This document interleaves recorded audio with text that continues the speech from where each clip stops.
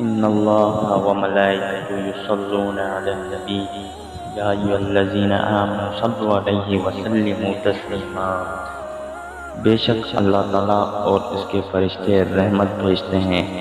ان پیغمبر صلی اللہ علیہ وسلم پر۔ اے ایمان والو،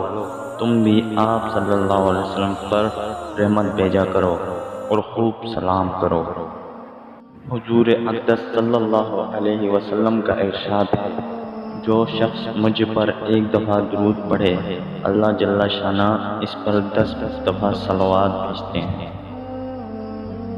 حضور اقدس صلی اللہ علیہ وسلم کا ارشاد ہے، جس کے سامنے میرا تذکرہ آوے اس کو چاہیے کہ مجھ پر درود بھیجے، اور مجھ پر ایک دفعہ درود بھیجے گا اللہ جل شانہ اس پر 10 دفعہ درود بھیجے گا، تو اس کی 10 خطائیں معاف کرے گا اور اس کے 10 درجے بلند کرے گا۔ حضرت ابن مسعود سے روایت ہے، حضور اقدس صلی اللہ علیہ وسلم کا ارشاد ہے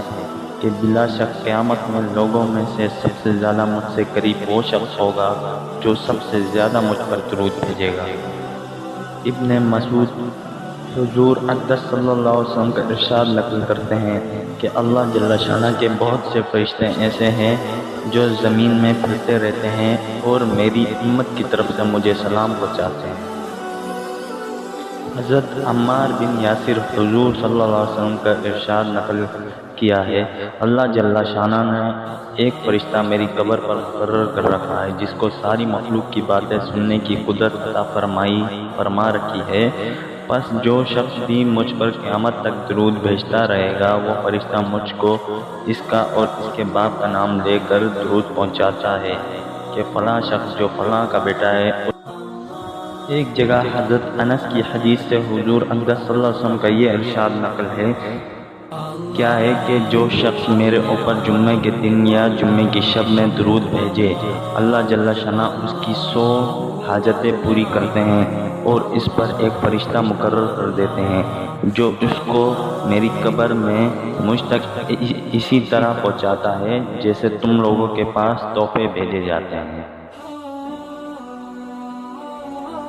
حضرت ابو درداء نے حضور اقدس صلی اللہ علیہ وسلم کا ارشاد نقل کیا ہے، جو شخص صبح اور شام مجھ پر 10 مرتبہ درود شریف پڑھے گا اس کو قیامت کے دن میری شفاعت پہنچ کر رہے گی۔ حضرت ابو سعید خدری رضی اللہ تعالیٰ عنہ حضور اقدس صلی اللہ علیہ وسلم کا یہ ارشاد نقل کرتے ہیں کہ جس کے پاس صدقہ کرنے کو کچھ نہ ہو وہ یوں دعا مانگا کرے، اللہم صلی سے اخیر تک، اے درود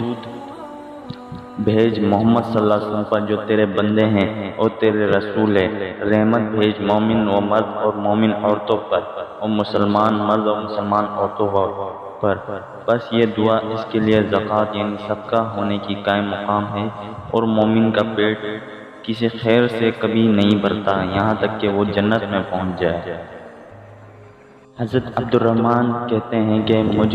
مجھ سے حضرت کعب رضی اللہ کی ملاقات ہوئی، وہ فرمانے لگے کہ میں تجھے ایک ایسا ہدیہ دوں جو میں نے حضور صلی اللہ علیہ وسلم سے سنا ہے۔ میں نے عرض کیا ضرور مرحمت فرمائیں۔ انہوں نے فرمایا کہ ہم نے حضور اقدس صلی اللہ علیہ وسلم سے عرض کیا، یا رسول اللہ آپ پر درود کن الفاظ سے پڑھا جائے؟ تو اللہ تعالیٰ نے ہمیں بتلا دیا کہ آپ پر سلام کس طرح بھیجے۔ حضور اقدس صلی اللہ علیہ وسلم نے ارشاد فرمایا کہ اس طرح درود پڑھا کرو، یعنی درود ابراہیمی، اللہم صلی علی محمد وعلی آل محمد کما صلیت علی ابراہیم وعلی آل ابراہیم انک حمید مجید، آخر تک، یعنی اے اللہ درود بھیج محمد صلی اللہ علیہ وسلم پر اور ان کی آل پر جیسا کہ آپ نے درود بھیجا حضرت ابراہیم علیہ السلام پر اور ان کی اولاد پر۔ اے اللہ بے شک آپ ستودہ صفات اور بزرگ ہیں، اے اللہ برکت نازل فرما محمد صلی اللہ علیہ وسلم پر اور ان کی آل پر،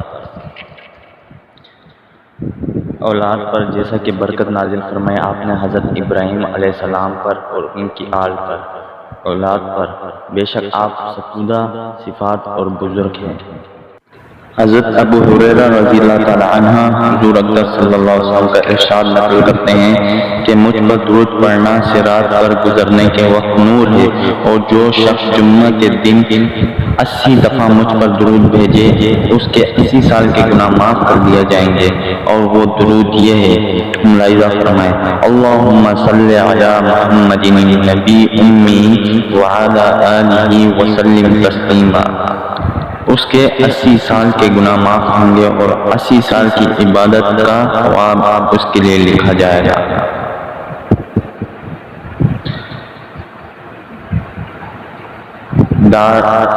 دارقطنی کے ایک روایت ہے، حضور صلی اللہ علیہ وسلم کا ارشاد نقل کیا گیا ہے، جو شخص جمعہ کے دن مجھ پر 80 مرتبہ درود شریف پڑھے اس کے 80 سال کے گناہ معاف کیے جائیں گے۔ کسی نے عرض کیا، یا رسول اللہ درود کس طرح پڑھا جائے؟ حضور نے ارشاد فرمایا، اللہم صلی علی محمد عبدک و نبیک و رسولک النبی